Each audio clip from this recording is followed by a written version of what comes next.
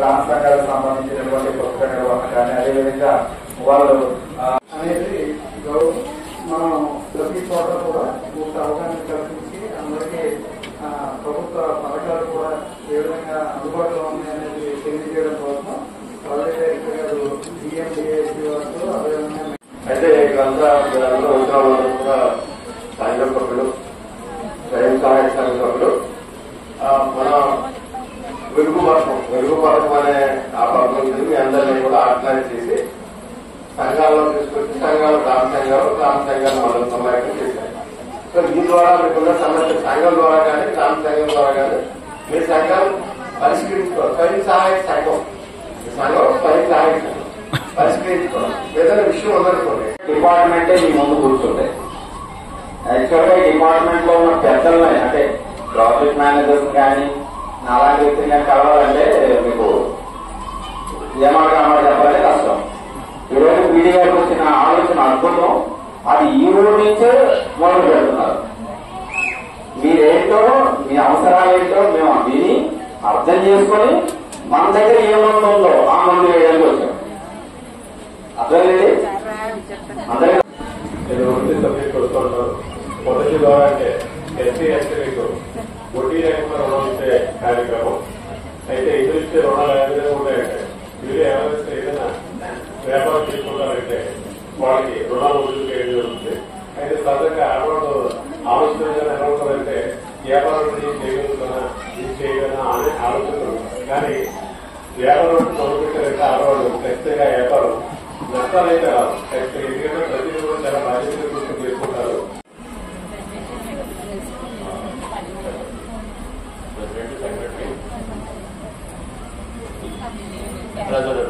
అంటారు కదా. అదేవిధంగా ఈ సంఘంలో ఉన్న ప్రెసిడెంట్ మన సంఘంలో ఉన్న మొదటి పేరు కూడా గ్రామ సంఘంలో ఈసీ మెంబర్ గా ఉంటారు. అందులో మీకు తెలుసు కదమ్మా.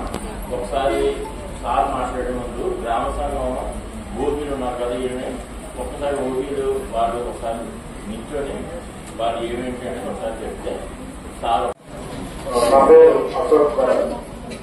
నేను జిల్లా ప్రాజెక్ట్ మేనేజర్ హెచ్ఆర్గా పనిచేస్తున్నాను. ఇక్కడ హెచ్ఆర్ అనగానే మా సిబ్బంది అంటే మీ ఏటీఎం గారు ఉన్నారు, కమ్యూనిటీ కోఆర్డినేటర్లు వీళ్ళందరూ యొక్క పనితీరు ఎక్కడ వివరాలు తీసుకోవడము దాన్ని పరిశీలన చూస్తూ ఉంటాము. ఇప్పుడు సార్లు అందరూ కూడా చెప్పిన ప్రకారంగా ఇప్పుడు మీ నుంచి ఏమేమి సమయాన్ని కూడా తీసుకుని ప్రధానంగా మన కార్యక్రమణ తీసుకొని ఈ గ్రూప్ సమస్యలు కానివ్వండి, ఎవరికైనా వ్యాపారం చేసుకోవడానికి ఆసక్తి ఉంది, వాళ్ళకి ఏదైనా శిక్షణ కావాల్సి ఉంది కానీ లేకపోతే వాళ్ళకి ఏదైనా ఫైనాన్షియల్ అసిస్టెన్స్ కావాల్సి ఉంది. అలాగే ఒక్కొక్క సంఘానికి ఒక్కొక్క సభ్యురానికి ఉండే సమస్యల్ని విన్నామని యాక్చువల్ గా ఈ మీటింగ్ ప్లాన్ చేసాం. బట్ అయితే ఇంతమంది మహిళలు వస్తారని నేను అనుకోలేదు. మామూలుగా ఈ రసబండ దగ్గర కూర్చొని మనం పిచ్చాపాటి మాట్లాడుకున్నట్టుగా ఒక 5-10 నిమిషాలకి ఎలా జరుగుతుంది, వీవర్స్ సంబంధించిన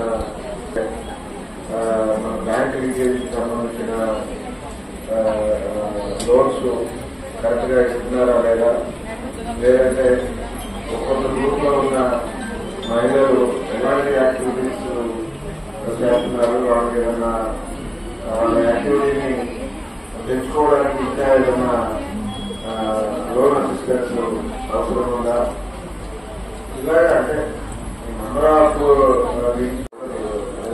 అలాగే ఈ పిల్లలు కొంతమంది డిగ్రీలో ఇంటర్వ్యూ పూర్తి చేసి ఖాళీగా ఉంటే కనుక మనం వాళ్ళందరికీ కూడా సామాన్ కోర్టులో అగ్రికల్చర్లో ట్రైనింగ్స్ ఏర్పాటు చేసి ట్రైనింగ్ అంటే సక్సెస్ఫుల్ గా కంప్లీట్ చేసుకుంటే ప్లేస్మెంట్ ఇచ్చే అవకాశం కూడా ఉంటుంది.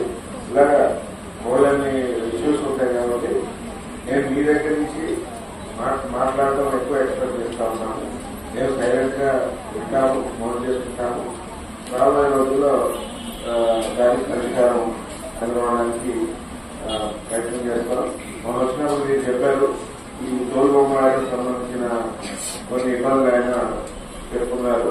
అలాగే ఈ ఏరియాలో ఎక్కువగా ఈ పాలపాట్లు కలెక్ట్ చేసి అమ్మే వ్యాపారం చేస్తారు కాబట్టి మీ చేసే వ్యాపారంలో ప్రభుత్వం నుంచి ఎలాంటి సహాయ సహకారాలు కావాలి అలాంటివన్నీ కూడా మీరు ఈరోజు మాట్లాడచ్చు.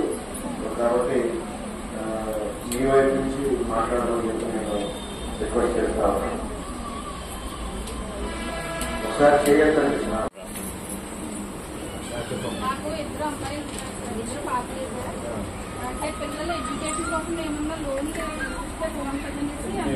అంటే వస్తే పర్వాలేదు. ప్రైవేట్ కాలేజీల్లో చదివించడానికి చదివించాలనుకున్నా చదివించలేని స్థానం ఉంటుంది. కావాలి చదివించడానికి అంత అమౌంట్ మేము కట్టుకోలేము కనుక వాళ్ళకి ఎడ్యుకేషన్ పరంగా ఏమన్నా మీరు లోన్లు ఇస్తారా? అంటే డ్వాక్రాకి సంబంధించి ఇచ్చినట్టుగా అది కూడా మంత్లీ ఇంతని కట్టేలా చాలా కూడా ఏమన్నా చేస్తారా? నేను ఒకసారి మీ ప్రాబ్లమ్ ని ఎల్డీఎం గారితో మాట్లాడతాను. ఎల్డీఎం గారు అంటే బ్యాంకుకి సంబంధించిన కోఆర్డినేటర్, వారితో మాట్లాడి మీ ఇష్యూకి ఏదైనా సొల్యూషన్ కనుక్కుంటారు. సో మీ ఏపీఎం గారితో నువ్వు టచ్లో ఉన్నామా? నేను ఒక 3-4 days లోనే మీ ఎడ్యుకేషన్ లోన్ సంబంధించిన ఇన్కమ్ ట్యాక్స్ కావాలంటే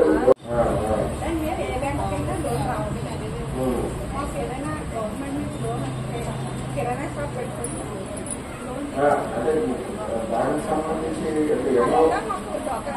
ఎన్నో నుంచి నేను దానివల్ల మనకి ఉపయోగం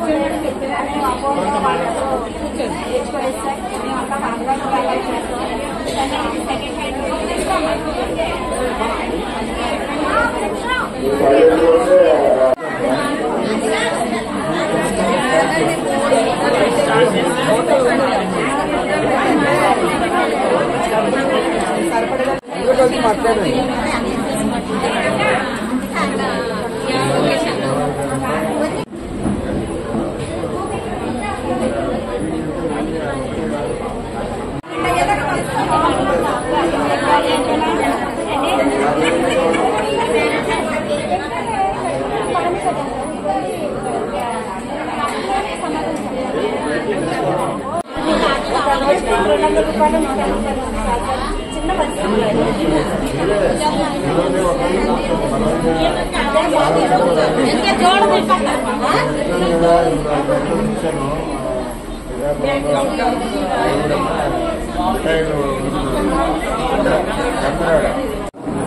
డైరెక్టర్ గారు మన గ్రామానికి జిల్లా యంత్రాంగం అందరినీ ఎంటబెట్టుకొని ఈ గ్రామంలో ఏ విధమైన సమస్యలు ఉన్నాయి, ఈ గ్రామంలో పేదరిక నిర్మూలన ఎలా చేయాలి అని వారు ఆలోచించారు. అలాగే మేము కలిసినప్పుడు వారితో మాట్లాడినప్పుడు వారు తోడుబొమ్మలను ఎంత బాగా అంతరించిపోయే పరిస్థితి వచ్చిన తోడుబొమ్మలని మీరు పునరుద్ధరించాలి. అంతేకాకుండా తోడుబొమ్మల కళాకార కుటుంబాలు బాధపడి వ్యాపారం చేస్తున్నారని విన్నాము. వాళ్ళందరికీ కూడా మామూలు సహకారం చేయాలనే సంకల్పం మాకుంది. మేము వస్తాము, వచ్చి మీ సమస్యలని తెలుసుకుంటాము, మరి మీతో పాటు గ్రామంలో ఉన్నటువంటి అందరి సమస్యలు తెలుసుకుంటాము.